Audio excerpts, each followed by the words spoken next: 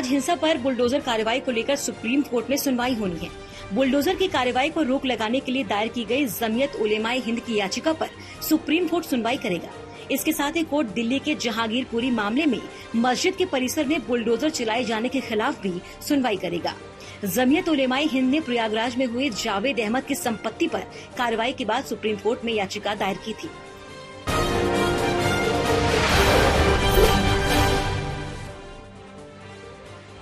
प्रयागराज में जुमे की नमाज के बाद हिंसा और बवाल के मामले में पुलिस ने बवाल करने वाले उपद्रवियों की तस्वीरें जारी की हैं।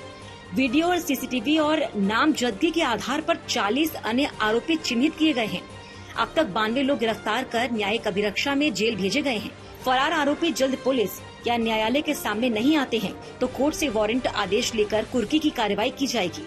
आने वाले जुमे को लेकर पुलिस और प्रशासन अलर्ट है और भारी सुरक्षा बल की तैनाती की गई है।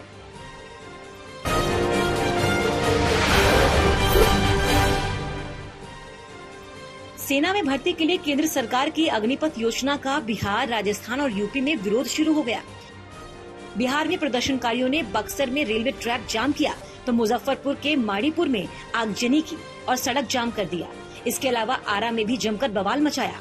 पुलिस और जीआरपी ने प्रदर्शनकारियों को समझाने का भी प्रयास किया, लेकिन वो योजना को वापस लेने की मांग पर अड़े हुए हैं। यूपी के अम्बेडकर नगर जिले में भी बड़ी संख्या में युवाओं ने योजना का विरोध किया। राजस्थान के जयपुर में भी युवा सड़क पर उतर आए और योजना को बंद करने की मांग की।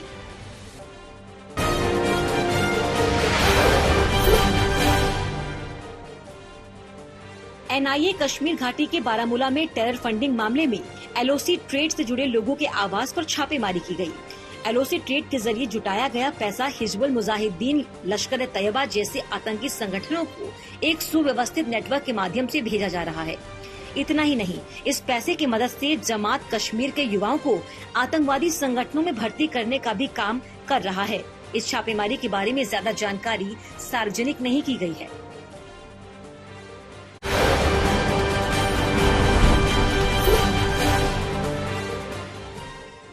कांग्रेस नेता राहुल गांधी को प्रवर्तन निदेशालय ने कल फिर पूछताछ के लिए बुलाया है। बुधवार को लगातार तीसरे दिन राहुल गांधी से national Herald money laundering case में मैराथन पूछताछ हुई। कल ईडी की टीम ने राहुल गांधी से करीब 9 घंटे पूछताछ की। पिछले 3 दिनों में राहुल गांधी से करीब 27.5 घंटे पूछताछ हो चुकी है। इस बीच कांग्रेस लीगल सेल ने गृह मंत्री अमित शाह, वित्त मंत्री निर्मला सीतारमण और कानून मंत्री किरण रिजिजू को नोटिस भेजकर पूछताछ की जानकारी लीक करने का आरोप लगाया है।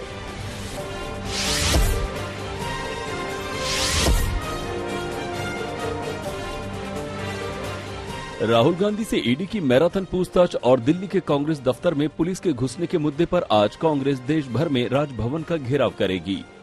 इससे पहले दिल्ली पुलिस पर कांग्रेस कार्यकर्ताओं और पदाधिकारियों के साथ जोर जबरदस्ती का बर्ताव दिखाने का आरोप लगाते हुए कांग्रेस महासचिव अविनाश पांडे तुगलक रोड थाने पर एफआईआर दर्ज करवाने पहुंचे।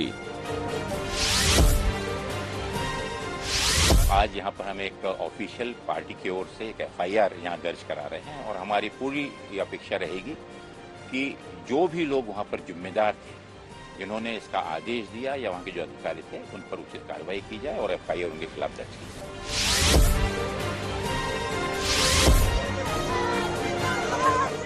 दिल्ली पुलिस ने कांग्रेस के आरोपों को खारिज कर दिया है। पुलिस के मुताबिक धारा 144 लगी होने और बार बार समझाने की कोशिश के बावजूद कांग्रेस कार्यकर्ता जमा हुए और प्रोटेस्ट करने की कोशिश कर रहे थे। हमने ऑफिस बेरर्स हैं जो पार्टी के, उनको सजेस्ट किया था कि यहाँ पर 144 की धारा लगी हुई है, आप यहाँ पे असेंबली ना करें। अगर आपको कोई प्रोटेस्ट करना है तो डेजिग्नेटेड प्लेस है जंतर मंतर, वहाँ जाकर आप अपना डेमोन्स्ट्रेशन कर सकते हैं। लेकिन हमारे 3 दिनों के प्रयास के बावजूद भी कांग्रेस के जो ऑफिस बेयर्स थे, जो हमारे से बात कर रहे थे, उन्होंने हमारी एडवाइस नहीं ली। इसकी वजह से हमें वहाँ पे कुछ रोड ब्लॉक करना पड़ा। इस बीच पुलिस एक्शन के विरोध में कल शाम दिल्ली के कलावती सरन अस्पताल में कांग्रेस की स्टूडेंट विंग एनएसयूआई के 2 युवक पानी की टंकी पर चढ़ गए। काफी मुश्किल से दोनों युवकों को नीचे उतरने के लिए मनाया गया। हम आपकी डिमांड को कंसीडर करेंगे और जो आपकी मदद है वो करेंगे। हमारी पार्टी हमेशा से जो है गांधी जी को फॉलो करती है, अम्बेडकर साहब को फॉलो करती है। हो सकता है हमारा रास्ता गलत हो, लेकिन जिस तरीके से हमें टॉर्चर किया गया है, एकमात्र रास्ता हमें सिर्फ यही दिखाई दिया, इसके अलावा हमें और कोई रास्ता दिखाई नहीं दिया गया है।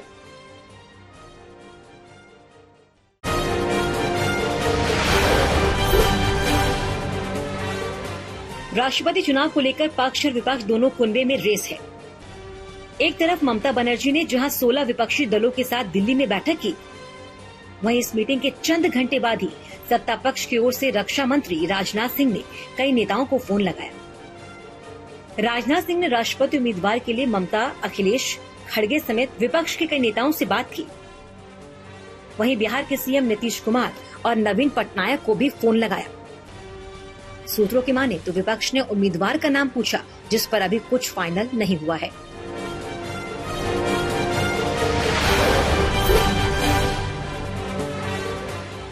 राष्ट्रपति चुनाव को लेकर शरद पवार की अगुवाई में विपक्ष की मीटिंग हुई। मीटिंग में सबने शरद पवार का नाम आगे किया। हालांकि शरद पवार ने उम्मीदवार बनने तक से इनकार कर दिया, जिसके बाद ममता बनर्जी ने गोपाल कृष्ण गांधी और फारूक अब्दुल्ला का नाम आगे किया। इसके अलावा एक नाम एन प्रेमचंद्रन का भी बैठक में सामने आया।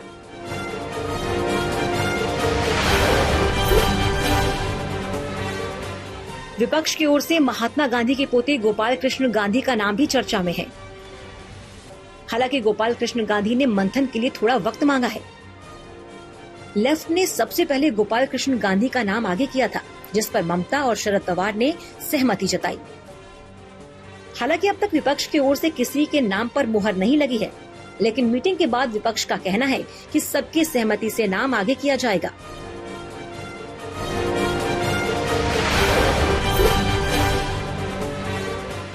पीएम मोदी के खिलाफ आपत्तिजनक टिप्पणी करने को लेकर महाराष्ट्र के कांग्रेस नेता शेख हुसैन के खिलाफ केस दर्ज किया गया। कांग्रेस नेता के खिलाफ बीजेपी ने जानबूझकर पीएम का अपमान करने का आरोप लगाया। बीजेपी की शिकायत पर नागपुर पुलिस ने एफआईआर दर्ज की है।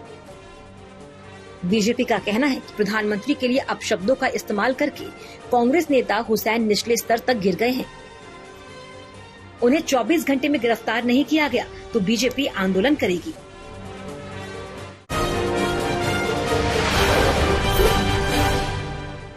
हनुमान चालीसा पर विवाद के बीच शिवसेना नेता और महाराष्ट्र के कैबिनेट मंत्री आदित्य ठाकरे ने अयोध्या का दौरा कर हिंदुत्व की राजनीति को नई धार देने की कोशिश की।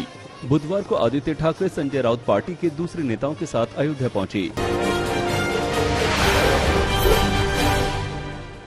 आदित्य ठाकरे का दौरा ऐसे वक्त में हो रहा है जब हनुमान चालीसा विवाद में बीजेपी के नेता शिवसेना पर पूरी तरह हमलावर हैं। नवनीत राणा की तरफ से भी शिवसेना पर लगातार हमले हो रहे हैं। आज तक से खास बातचीत में आदित्य ठाकरे ने कहा कि वो आस्था के चलते अयोध्या आए, राजनीति से उनके दौरे का कोई लेना देना नहीं। संदेश क्या है? पहले भी आ चुका हूँ यहाँ उत्तर प्रदेश में, एक बार चुनावी प्रचार में आ चुका हूँ, लेकिन पहले 4 बार तो यहाँ अयोध्या भूमि में आया, पावन भूमि में आया हूँ। हर बार जब आता हूँ तो रामलला जी का दर्शन लेता हूँ, हनुमानगढ़ी हो, लक्ष्मण किला हो, साधु महंतों का दर्शन लेता हूँ, आशीर्वाद लेता हूँ। अच्छे कामों के लिए ही मैं दर्शन लेता हूँ, आशीर्वाद लेता हूँ। आपकी यात्रा को राजनीतिक यात्रा कहा गया। हनुमानगढ़ की महंत ने भी कहा कि आपके यहाँ जब हनुमान चालीसा का पाठ होता है तो वो जेल चले जाते। आज आप हनुमान लला के द्वार पर, आपके विपक्षी भी ट्वीट कर रहे हैं। बिल्कुल, हर एक को ट्वीट करने का अधिकार है। सभी को पता है कि हम यहाँ क्यों आए हैं, आशीर्वाद लेने आए हैं। ये कोई राजनीति इसमें नहीं है।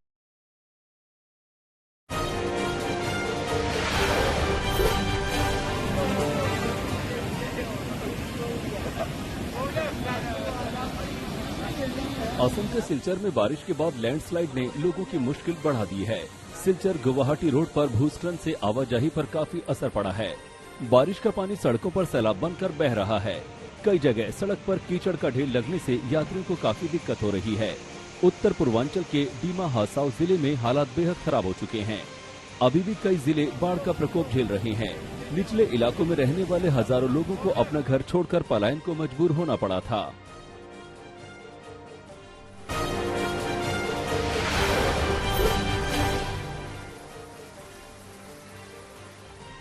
असम में मूसलाधार बारिश से सैलाब का तांडव फिर से शुरू हो गया है। असम के बोनगाई गांव में भारी बारिश के बाद नदी के किनारे का एक मकान पानी में समा गया। मकान के ढहकर पानी में गिरने का हैरत अंगेज वीडियो सामने आया है।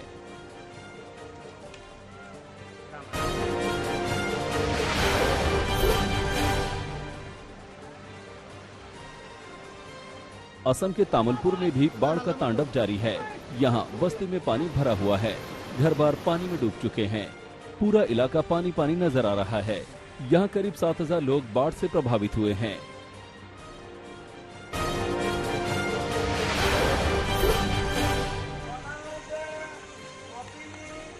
बाढ़ से बिगड़ते हालात से मचे त्राहिमाम की वजह से नगांव में प्रशासन को मुनादी करना पड़ा कि लोग संकट से बचने के लिए सुरक्षित इलाकों या राहत शिविर में चले जाएं।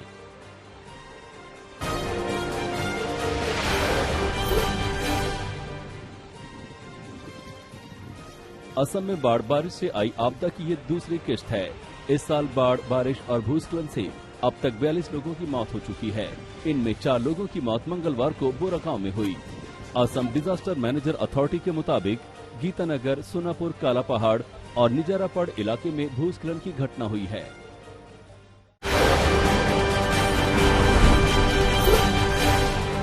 झारखंड के गिरिडीह में 12 जून को 2 समुदायों के बीच हुए बवाल के बाद तनाव जारी है। पचम्बा के हटिया रोड पर लोगों में इतनी दहशत है कि कई हिंदू परिवारों ने अपने घर को बेचकर वहां से जाने का मन बना लिया, जिसके लिए लोगों ने मकान बिकाऊ के पोस्टर भी लगाए हैं। लोगों का आरोप है कि पुलिस निर्दोष लोगों पर कार्रवाई कर रही है। इसी के विरोध में बीजेपी के पूर्व विधायक निर्भय कुमार शाहबादी के साथ कई नेताओं ने धरना शुरू कर दिया। वहीं पुलिस कह रही है कि दोनों पक्षों से गिरफ्तारी हो रही है।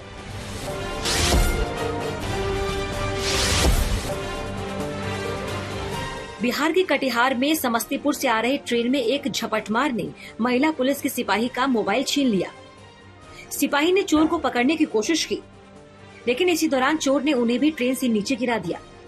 हादसे में महिला सिपाही का पैर टूट गया, जिसके बाद उन्हें मेडिकल कॉलेज रेफर कर दिया गया। पुलिस ने पास के मोहल्ले से मोबाइल चोर को गिरफ्तार कर लिया और उससे महिला सिपाही का मोबाइल भी बरामद कर लिया।